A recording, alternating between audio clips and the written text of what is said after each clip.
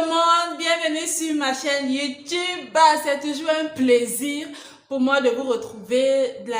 Chaque fois que je pense que je dois venir faire une vidéo, je dois venir partager avec vous, je suis contente, j'ai cette joie, je sais pas comment je peux dire ça. Je suis tellement contente de venir le faire. Alors bienvenue, si tu es nouveau ici, je m'appelle Amandine Abba et je t'invite à t'abonner et à rejoindre notre famille et surtout active ta cloche de notification pour ne pas rater les prochaines vidéos que je vais poster. J'espère que la vidéo va te plaire. Je t'invite alors à liker et à partager cette vidéo avec ton entourage. Aujourd'hui, bien sûr, nous parlons de comment savoir que il ou elle est la volonté de Dieu pour toi pour le mariage.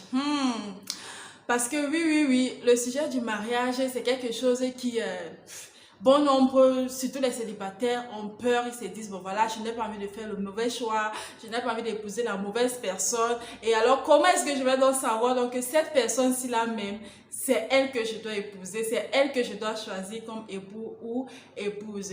Si c'est la question que tu te poses également, je t'invite à rester donc jusqu'à la fin de cette vidéo. Alors, avant de commencer cette vidéo, j'aimerais dire que oui, comme vous avez vu en titre, je parle ici de mon exemple à moi.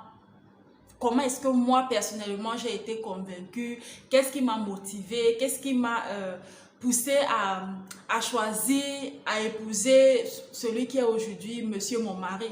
Je vais beaucoup plus me baser sur mon exemple à moi dans cette vidéo.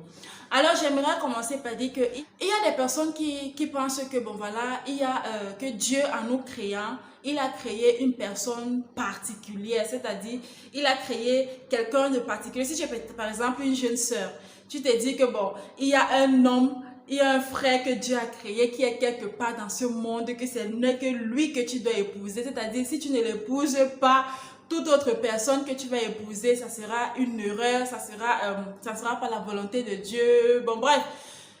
Je sais qu'il y en a qui pensent comme ça. Il y en a qui se disent qu'il y a quelqu'un de particulier, c'est-à-dire c'est la personne-là. Si tu n'épouses pas cette personne-là, toute autre personne sera, on dit quoi là, sera a wrong choice. Un mauvais choix, voilà, sera un mauvais choix pour toi. Bon, moi personnellement, je ne pense pas que c'est le cas. Il faut déjà d'abord avoir les critères de choix. Parce que Dieu ne nous impose pas qui épouser.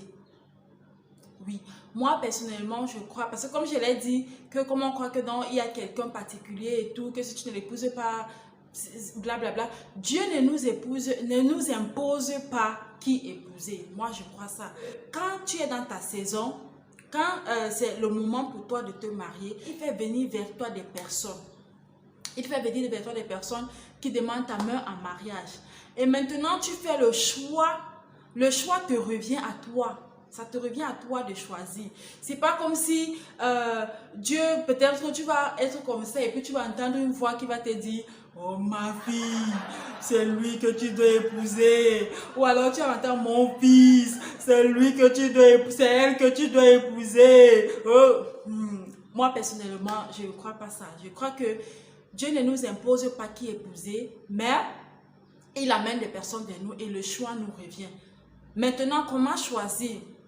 Comme je l'ai dit, il faut donc avoir ces critères. Il faut avoir tes critères de choix.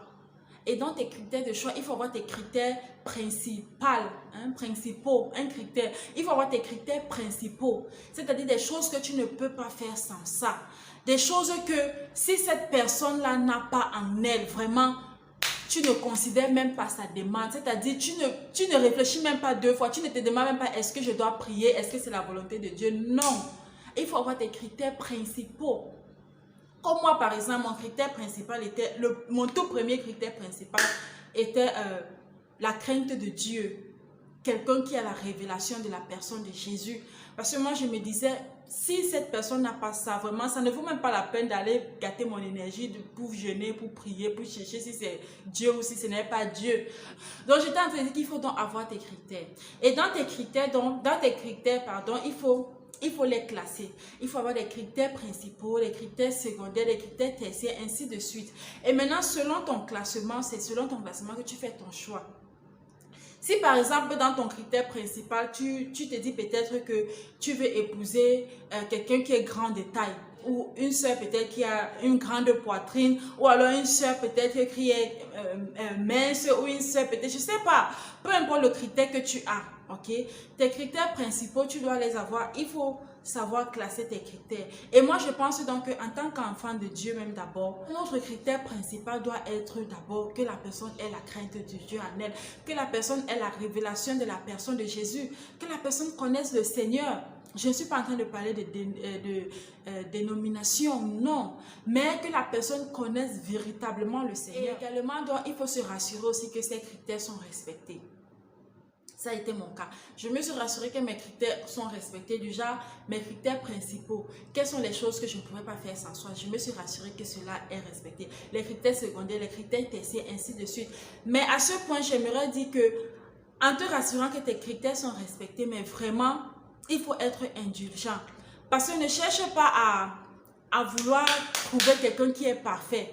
Je le dis parce que nous, généralement, nous les jeunes sœurs, surtout nous les jeunes sœurs, bon même les jeunes frères aussi, nous pensons souvent que non, dans nos listes de critères que nous avons parfois là, quand on regarde cette liste-là, au travers de cette liste-là, ce qu'on voit c'est quelqu'un de parfait. Ce qu'on voit c'est une sœur ou un frère parfait. Mais ça n'existe pas.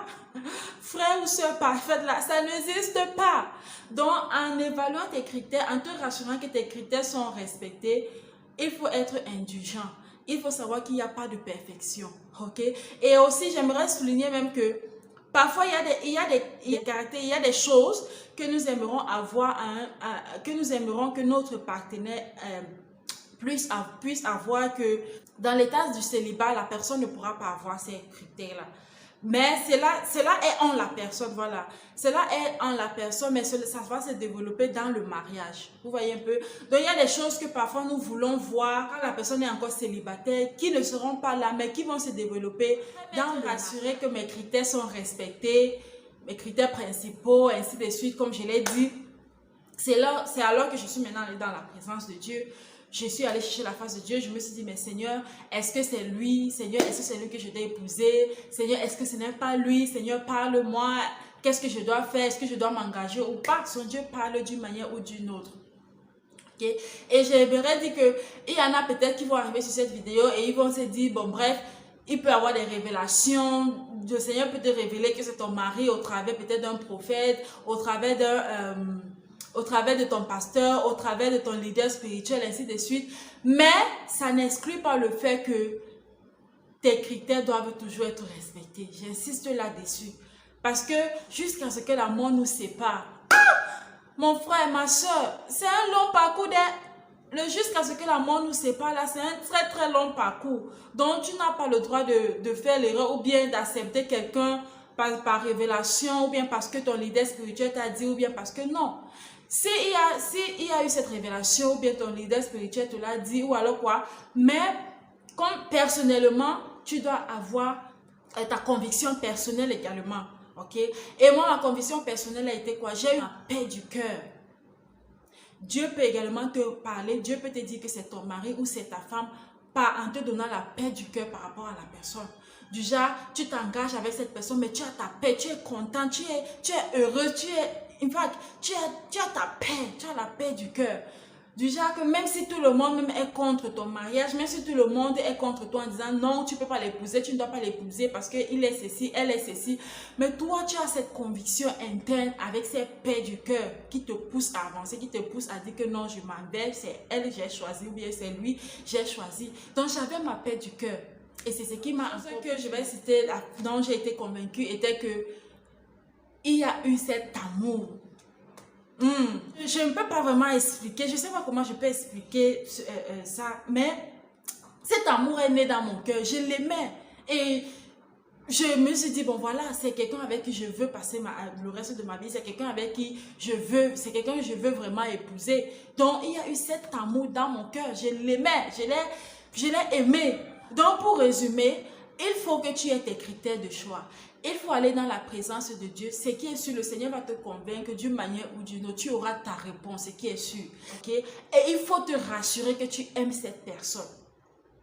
Rassure-toi que tu aimes cette personne. Ne l'accepte pas en disant que non, dans le mariage, l'amour va venir. Ne l'accepte pas parce que tu as eu la révélation, parce que la prophétie est sortie et puis tu te dis que non, bon, comme c'est la prophétie, dans le mariage, là, l'amour va venir. Non. Rassure-toi que tu aimes cette personne. Rassure-toi que tes critères sont respectés. Et rassure-toi aussi d'aller dans la présence de Dieu, de prier. Le Seigneur va te révéler certainement, d'une manière ou d'une autre. Dieu va te dire si c'est ton mari ou si c'est ta femme. Ok? Alors nous sommes arrivés à la fin de cette vidéo. J'espère que cette vidéo t'a plu. Et si tu as une façon, si également tu as une contribution, laisse-le au niveau des commentaires, ça pourra aider quelqu'un qui va également regarder cette vidéo. Merci de liker et merci surtout de partager cette vidéo. Et on se voit dans la prochaine vidéo. Abonne-toi. Non, tempo. Mets le tempo. Donc, et je vais dire donc que